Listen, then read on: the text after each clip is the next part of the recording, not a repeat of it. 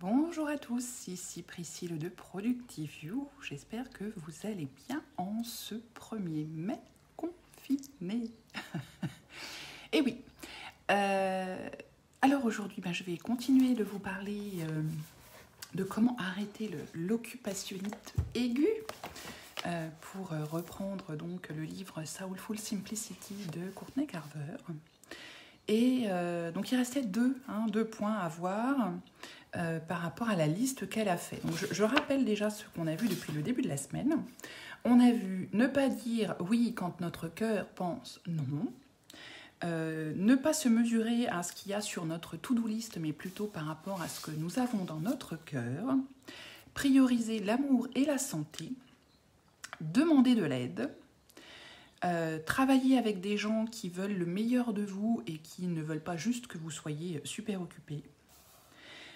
Poser de meilleures questions de façon à avoir de meilleures réponses et surtout d'éviter que les gens vous parlent « Bonjour Frédéric » de à combien ils sont occupés et puis on n'arrête plus. Ne pas laisser son téléphone ruiner sa vie. Et puis, échanger le FOMO contre le JOMO. Donc, c'était la peur de manquer contre la joie de manquer. Alors, le 9e point, c'est de créer de l'espace pour la solitude. Alors, certains, en ce moment, en ont peut-être un peu trop, certes. Néanmoins, ce qu'elle propose, c'est de ne pas hésiter à refuser une invitation si ça va prendre sur le temps qu'on s'était alloué pour être un peu seul. Ne pas hésiter à le faire sans avoir à donner d'explication. C'est un peu comme quand on dit non. Voilà, on n'a pas à se justifier. Il suffit de le dire aimablement et fermement et ça suffit. Et ça n'empêche pas que quand on est avec les gens, on est vraiment avec eux. On se sent bien avec eux, mais quand on a besoin d'être seul, il ne faut pas hésiter à prendre ce temps et on a tout besoin de ça. Ce qu'elle explique, c'est qu'on a beau être soit introverti, soit extraverti.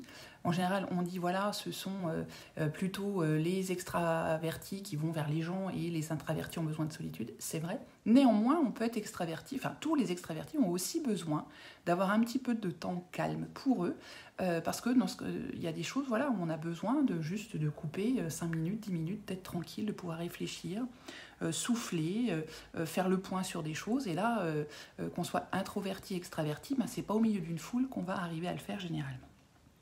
Et elle propose de protéger ce silence, cette solitude, en prenant des moments de silence, voire faire des petites retraites pour ceux qui peuvent le faire. Ça n'a pas besoin d'être des jours perdus dans la montagne. Ça peut être juste quelques heures, parce que quand on est maman d'une famille, on ne peut pas forcément abandonner tout le monde pour aller faire sa petite retraite.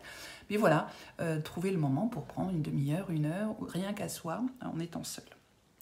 Et le dernier point qu'elle propose, c'est de flâner, de s'attarder, de traîner un peu plus que d'habitude. Et elle donne quelques exemples, c'est-à-dire de prendre le temps de regarder le lever de soleil, le coucher de soleil, de manger lentement pour bien goûter les aliments, d'être présent aux autres, et c'est-à-dire de pouvoir vraiment les regarder vraiment pour voir les changements dans leur visage, dans leurs yeux, pour voir s'ils sont joyeux ou tristes ou autres, quelles émotions passent. Tout ça, ça demande du temps. C'est pas quand on jette juste un coup d'œil aux gens comme ça qu'on va pouvoir se rendre compte de leur état d'esprit ou des émotions qui passent. Et elle suggère aussi de créer du temps pour nourrir sa créativité. Parce qu'elle explique, et c'est tout à fait juste en plus, c'est que c'est pas parce qu'on a décidé je sais pas moi, vous avez une œuvre créative à faire, vous avez beau vous dire que vous allez y travailler demain de 10 à 12, la bonne idée, elle va peut-être pas forcément venir de 10 à 12 demain, malheureusement. Et donc ce qu'elle nous dit, c'est qu'en ralentissant, on laisse comme ça le flot des idées venir, et la bonne idée qu'on cherche, elle viendra peut-être demain à 15h au lieu de 10 à 12. Mais du coup, si on est toujours trop occupé, toujours en courant, on pourrait la rater, cette bonne idée, au moment où elle va arriver dans notre tête. voire elle ne va pas arriver du tout parce qu'on aura tellement l'esprit pris par plein de choses qu'il n'y aura rien à faire. Donc voilà, c'était ce qu'elle suggérait, de ne pas hésiter à rêvasser, à se perdre un peu dans ses pensées, à aller marcher seule, de prendre une petite sieste, de s'asseoir tranquillement quelques instants par jour. Voilà toutes les 10 points que Courtney Carver suggérait pour en quelque sorte ralentir, arrêter ce qu'elle appelle donc le busyness, l'occupationnite aiguë que l'on a tous, et prendre plus le temps pour soi, pour les autres, pour s'écouter, pour faire ce qui est en harmonie avec soi-même. Et donc elle suggère, pour mettre en application tout ce qu'elle vient de dire, de faire une liste de ce qui est pour nous non négociable. C'est-à-dire des choses que l'on veut absolument faire ou absolument ne pas faire. Coucou Mino. Je vois les petits coucous passer. Donc elle suggère donc de faire cette liste de non négociables, mais en ayant à l'esprit les 10 petits principes qu'elle suggère. Donc créer du temps, ne pas se jeter sur son téléphone tout le temps, être présent, etc. etc. Et donc cette liste, c'est dans le but vraiment de la prendre à cœur, de focuser, non ça se dit pas, de concentrer ses efforts pour atteindre cette liste et pour la maintenir comme étant une réalité et pas quelque chose qu'on a fait juste écrit et puis ça part. Et elle explique que c'est pas être égoïste que de vouloir prendre du temps pour soi, ce n'est pas être égoïste que d'avoir besoin de rester par moments seul. Ça fait partie d'une bonne vie et ça fait partie c'est essentiel pour être équilibré et pour être le meilleur de soi-même.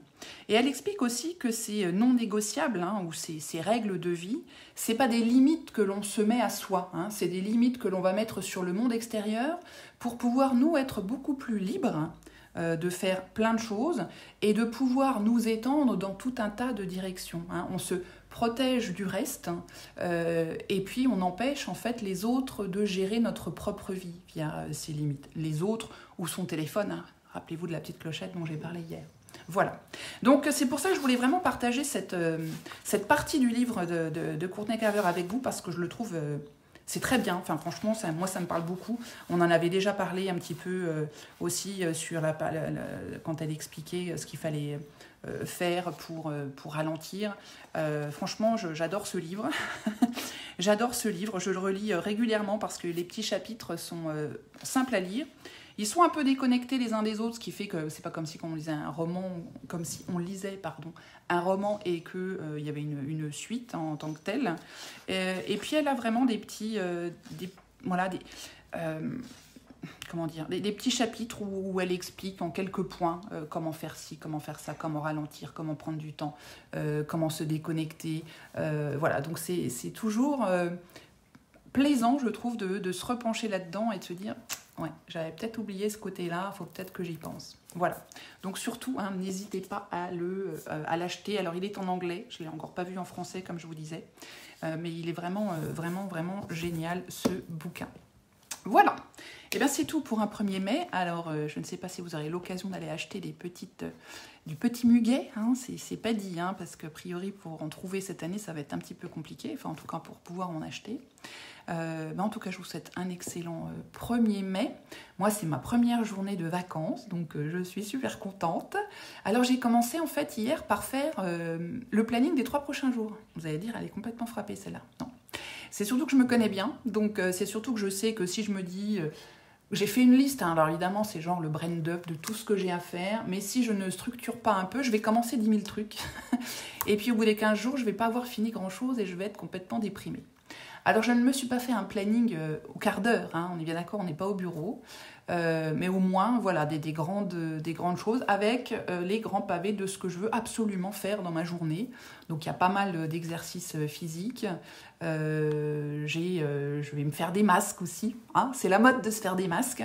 D'ailleurs, si vous trouvez le truc pour faire le petit pince-nez, qui ne soit pas un fil de fer, parce que j'ai vu tout un tas de petits tutos où on dit vous achetez du fil de fer, vous le mettez. Oui, mais le fil de fer, au bout de 3 lavages, il va rouiller.